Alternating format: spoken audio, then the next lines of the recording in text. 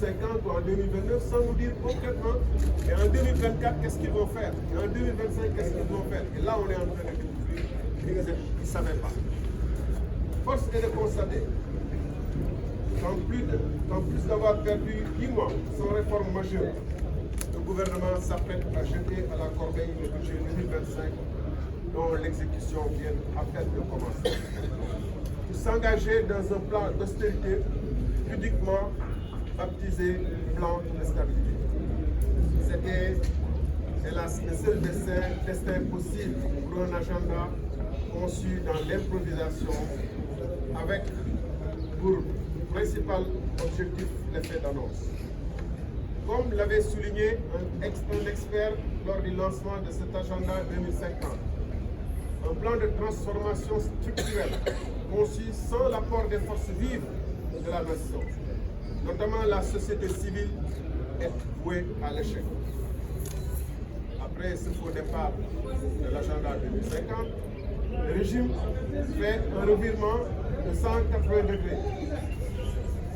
Ils se sont trompés sur l'agenda 2050, ils se sont aussi trompés sur le budget 2025, qu'ils ont donc mis à la poubelle. Le Premier ministre s'apprête à rencontrer les syndicats et autres partenaires sociaux, non pour rectifier les erreurs et amorcer un vrai dialogue, mais parce qu'il est dos au mur et n'a plus d'autre choix. Il a besoin de la bienveillance des syndicats pour faire accepter les mesures drastiques qui s'imposent à son gouvernement. Mesdames, Messieurs, peut-on faire confiance en un gouvernement qui s'est trompé par 2 fois en mettant en place un agenda et en mettant en place un budget qui vient de jeter à la porte. Mesdames, Messieurs, l'ampleur du désastre se lit en quelques chiffres. Explosion de la dette du service de la dette publique, c'est-à-dire ce qu'on fait chaque année en intérêt et en commission, ainsi qu'en remboursement du coût principal sur la dette chaque année. Donc la dette publique représente aujourd'hui 40% des dépenses budgétaires. Ça veut dire que si on nous annonce un budget de 9 500 milliards, les 40% sont consacrés non pas à la santé, non pas à l'éducation, non pas aux investissements, mais à rembourser la dette. 40% de notre budget. Il nous reste 60% pour les autres, y compris l'investissement. Il a atteint un niveau vertigineux de 3 855 milliards de francs CFA pour la seule année 2025, ce service de la dette. C'est ça qu'on va rembourser cette année. C'est-à-dire plus de 321 milliards en moyenne par mois. Sur la dette, toujours, il y a une contradiction entre le fait de dire que le gouvernement passé, et c'est vrai, s'est endetté à un niveau inadmissible. Donc normalement, on doit freiner l'endettement, mais le gouvernement actuel est contraint de contracter de nouveaux emprunts à des taux, à des montants inédits. 4 574 milliards pour la seule année 2025, après avoir emprunté 4 464 milliards en 2024. Là où le gouvernement précédent avait prévu pour 2024 des emprunts de 2 000 milliards et quelques. Ils ont doublé. Et cette année, ils vont passer à 4 574 milliards. C'est-à-dire plus de la moitié de notre budget va provenir d'emprunts. La masse salariale en hausse, ce qui devrait les contraindre à limiter les recrutements fantaisistes. Mais au lieu d'une analyse sérieuse prenant en compte les régimes privilégiés, les fonds communs, les fonds, etc., le Premier ministre s'attaque indistinctement aux médecins, aux étudiants, dont on dit qu'ils représentent trop d'argent, dont on paie même plus de bourses que la Côte d'Ivoire. Alors que le fond du problème, c'est l'injustice que représentent les fonds communs. Taper sur les étudiants sans taper sur les privilégiés, taper sur les médecins sans taper sur les privilégiés, sur ceux qui gagnent 5 millions par mois et plus, n'est pas juste. S'attaquer aux maigres bourses et ne pas s'attaquer à ceux qui gagnent 5 millions par mois n'est pas juste. licenciement massif, sans approche concertée ni alternative viable, touchant des milliers de nos concitoyens. On a vu dans certaines agences, les DG se prennent pour des dieux et licencient à tout va 700 agents dans une société nationale. Et pour les remplacer par des militants, ce que un de leurs ministres avait dit. La vie est soutenable pour des millions de Sénégalais. Et surtout, ce qui traduit qu'ils ont du mal à payer les salaires et qu'ils font des arrangements pour retarder le paiement de montant dû, c'est l'affaire du décret perdu du SAES, qui braque le SAES et qui les contraint aujourd'hui à aller en grève, qui les pousse à aller aujourd'hui en grève. Je me souviendrai que ce décret concerne le paiement des pensions des veuves, des veufs et des retraités du SAES et de l'enseignement supérieur. Et que ce décret les termes du décret avaient fait l'objet d'accord, mais il est perdu depuis, soi-disant, plus de 6 mois. Ce qui n'est qu'une façon de retarder le paiement parce qu'ils n'ont pas l'argent. On retarde le paiement des bourses des étudiants. Maintenant, il faut perdre le décret. Ils disent que le décret depuis 6 mois est perdu. Mais est-ce qu'un décret peut se perdre entre la présidence, la primature, le ministère de l'enseignement supérieur, alors qu'il est dans les machines et qu'il suffit de faire comme on le fait pour taper encore, pour imprimer à nouveau le décret et le signer. Et j'en passe donc. Pour terminer sur les questions diverses d'actualité, j'allais dire qu'il y a la question de la plainte des 2 magistrats du Conseil constitutionnel. Vous vous souviendrez que lors de la présidentielle, on tentait de reporter, il y a 2 magistrats du Conseil, 2 juges du Conseil constitutionnel qui avaient fait l'objet d'accusation de corruption. Et ils avaient porté plainte. Ça fait bientôt 1 an. Cette plainte est restée en l'état, ce qui traduit que le changement dont on parle au niveau de la justice, qui serait beaucoup plus indépendante et efficace, on voit bien que cette plainte-là qui concerne les magistrats même, qui n'a pas bougé, c'est une affaire à éclairer. Mesdames, Messieurs, la question prégnante, une question prégnante qui secoue l'actualité est la question de l'amnistie. Une autre question donc d'actualité est la proposition de loi sur l'abrogation de la loi d'amnistie. L'amnistie n'a jamais été une revendication. Elle n'est ni un acte sincère, ni une démarche responsable au service de la réconciliation nationale.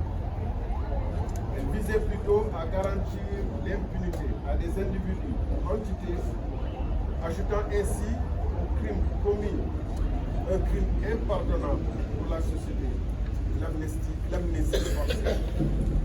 C'est pourquoi nous avons déposé un projet d'abrogation totale de cette loi. Car la justice ne se valait pas sous les capes. Parce que la mémoire des victimes et des blessés ne se marchande pas. Les faits sont encore vivaces dans nos mémoires et le resteront toujours. Et la demande de tout un peuple pour la vérité et la justice s'intensifie, comme en atteste la réaction massive à la proposition de loi d'application. Force est de constater la panique qui s'est emparée du PASTEF depuis le dépôt de cette proposition de loi. Car l'initiative de la loi appartient concurremment, comme le dit notre Constitution, au gouvernement et au Parlement. Toute partie concernée a disposé suffisamment de temps pour déposer un projet. Or, après mon initiative, conformément aux engagements de la coalition Sénégal-Kessé, l'opinion observe, sidérée, la réaction de PASTEF. D'abord, le haut responsable du parti au pouvoir, député de surpoids, ont tenté de nier le droit à tout autre député de déposer une proposition de loi visant à abroger l'amnistie. Face au soutien massif de l'opinion et à l'incrédulité suscitée par cette posture politicienne, PASTEF a changé de tactique. Il prétend désormais que d'autres propositions de loi auraient été déposées antérieurement à ma propre démarche. C'est évidemment faux. Même les oiseaux aux alentours de l'Assemblée nationale auraient entendu les fracas des commentaires et l'autoglorification de Pastef si cela avait été déposé. Ce qu'il faut constater, c'est que si une proposition de loi est déposée, conformément à l'article 60 de la Constitution, le président de l'Assemblée nationale doit donner acte à l'auteur de cette proposition et en informer l'Assemblée nationale à la prochaine réunion. Ce qui signifie que lors du passage du Premier ministre question au gouvernement, la première chose qu'aurait dû faire le président de l'Assemblée nationale, c'est d'informer les autres collègues que j'ai déposé une proposition. C'est ce qui a été toujours fait. Or, il faut bien constater qu'ils n'ont pas fait lors de la dernière séance. Est-ce une tentative d'introduire, d'antidater leur propre dépôt qui n'a jamais été réalisé? Nous avertissons l'opinion, nous leur demandons de rester éveillés. Ce qui se trame, c'est de confectionner de faux dépôts avec de fausses dates et de faire croire que nous avions déposé, qu'ils ont déposé au préalable. Et quel est l'enjeu de cette démarche? C'est parce que nous avons proposé une abrogation totale de la loi. Eux, ça ne les arrange pas. Ils veulent bien l'abrogation, mais qui concernerait peut-être que leurs militants. Parce que c'est ça que réclame leur base. Il est hors de question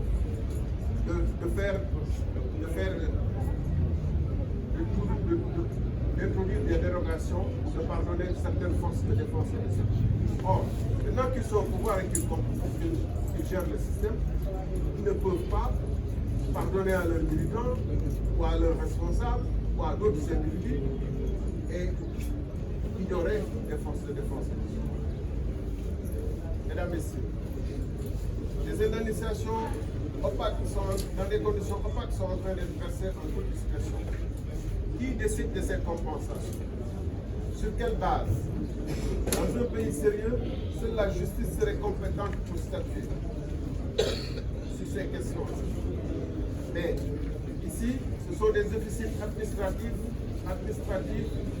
sous la coupe de Pastef qui décident qui doit être indemnisé et à quel niveau. Cela, je n'accepte pas. Et d'ailleurs, l'opacité aurait été totale si certains militants frustrés n'avaient pas inventé l'affaire. Quelle république? Le régime pris à son propre piège. Ce qui est cynique dans cette affaire, c'est que ce régime a bâti son ascension en dénonçant les pratiques qu'il applique aujourd'hui avec la même brutalité. Il dénonçait l'opacité, il protège aujourd'hui l'impunité. Il dénonce l'opacité, il gouverne dans l'ombre. Il prônait la justice, il protège aujourd'hui l'impunité. Il promet la rupture, il promettait la rupture, il recycle les méthodes du passé. Nous avons en face de nous un gouvernement qui mène le Sénégal vers un avenir incertain et qui, dis encore, refuse d'écouter ce qui lui rappelle ses propres promesses. Il est temps pour nous d'ouvrir les yeux. Notre devoir en tant que représentant du peuple souverain et en tant que républicain n'est pas de vendre des illusions, mais de dire la vérité. L'amnistie doit être totalement abrogée. Les responsabilités doivent être établies. La justice doit être rendue parce que c'est une exigence morale. Parce que c'est le Sénégal, c'est ce que le Sénégal attend et mérite. J'y veillerai, je vous remercie.